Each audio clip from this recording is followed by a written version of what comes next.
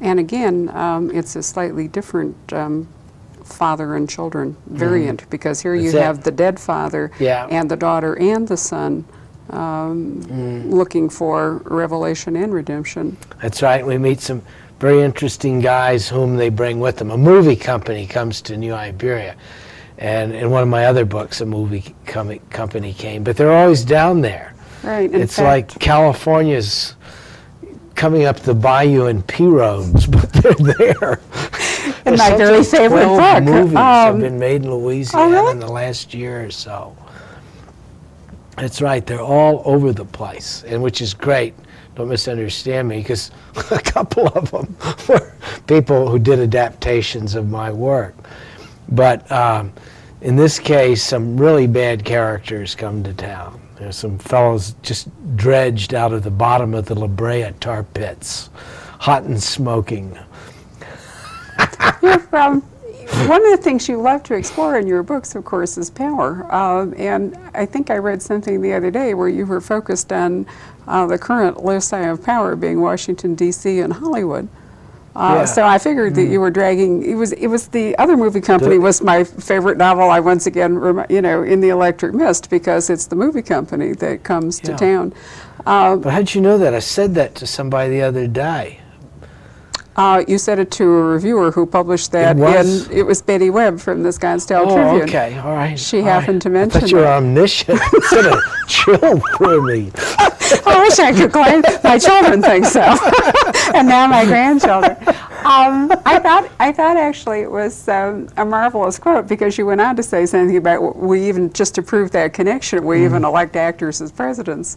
Or they seem to have a disproportionate power. But I don't think anyone who's looking at contemporary America can fail to recognize that film people have a disproportionately influential, along with famous athletes, influential role, and seem to have both more power and more ability to exempt themselves from ordinary constraints than the rest of us. So I'm not surprised, given your interest in that subject, that you would have.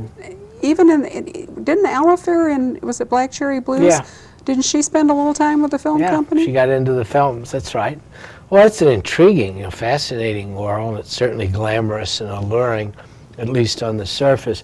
My own feeling is that films offer a form of temporal immortality. That's the emotional attraction.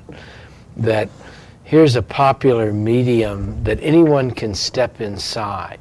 That's the real promise.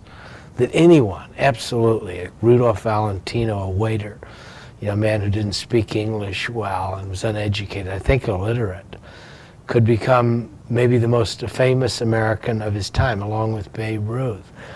And so that promise is always there. And once inside the celluloid, a person not only edits and refines his life, he gains a kind of immortality. And I think that's the attraction for most people. Sure. Well, it's an icon. One can become an icon, but it's also, in a way, a sort of a Cinderella story, isn't it? Oh, it is. Oh, it's always the Cinderella story. I mean, we would not be interested in actors who were actually born with that level of success, with that kind of Byzantine fire that seems to glow on the skin. It's like they have found the elixir that makes people titans. I mean, they live on Olympus. And when we are told that these guys come from Omaha and, ran filling stations or were in the penitentiary, say, gee, this is a great story. This is wonderful. Any of us can aspire. Yes.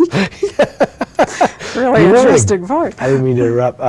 And From Here to Eternity, there's the character Maggio, played by Sinatra in the film, who was always talking about breaking out of Gimbel's basement.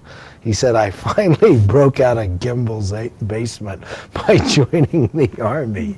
But that's it, breaking out of Gimbel's basement. That's the message. Only you and I at our age probably have any clue what that actually means. However, that brings me to an interesting point, which was when I was reading Cimarron Rose, I was remembering Two for Texas, which was a paperback original published in, I think, 1983. It's just been made into a movie. That's right. With Chris, in fact, I came really prepared. I have a short movie review, All right.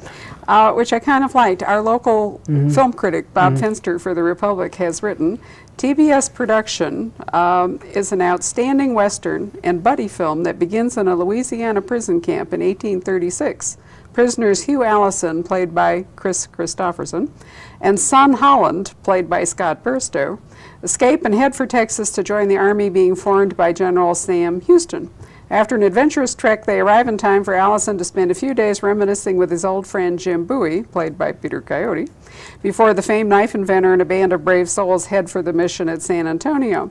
What happens after that is, of course, a historical record. He gives this film 4 out of 5 stars. Oh, yeah. And it's likely that a lot of people will, not readers, but people will come to know you from the film. You know, and then perhaps go back and read the book. How does that, is that okay with you? Oh, that's fine. You're happy with that? Well, sure. As long as the story gets out? Oh, I think they did a good job. It was made for the Turner Network, or by the Turner Corporation, for TNT, I guess. But, you know, the budget, I think, was $12 million, which was a lot of money for a cable television production, but it's not a great deal when you think about a story that large. It's an epic story that travels between 2 states, and it makes use of a lot of military equipment. And so I thought they did a very good job with the budget they had. And the guy who adapted it is Larry Brothers. Larry used to live in Missoula. I think he lives back in Los Angeles now, but I think Larry did a real good job. Everybody did. Christopherson and Tom Skerritt played in it. Irene Bedard, who's an Indian lady, I think she's a Sioux Indian from South Dakota.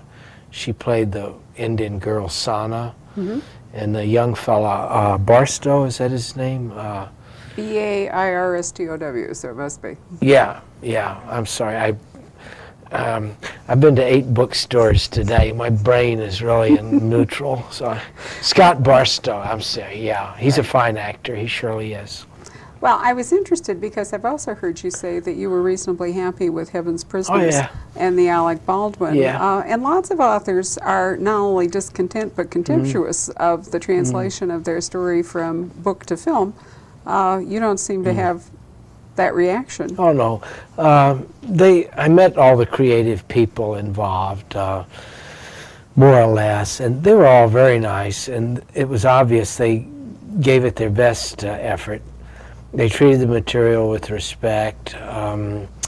They had a lot of financial trouble. The studio went bankrupt eventually, Savoy. That was the second time that happened with the film. Really? It was at Orion, and Orion went bankrupt.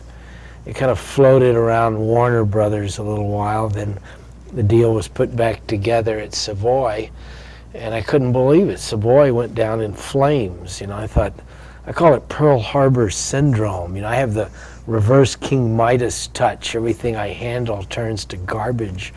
But sure enough, the studio went broke. And I think Alec Baldwin and the director Phil Giuano both finished the film with their own money. They both put up about $100,000 to shoot the last scene. So I don't think an author can ask for more than that. Not at all. It got panned pretty badly by the critics. Boy, they really homed in on it. They're these guys who give thumbs up and thumbs down. They really tanked it, boy. Well, you and I have similar views about critics, so But I always wonder, what films have these fellows made? You know, critics, like people who savage books.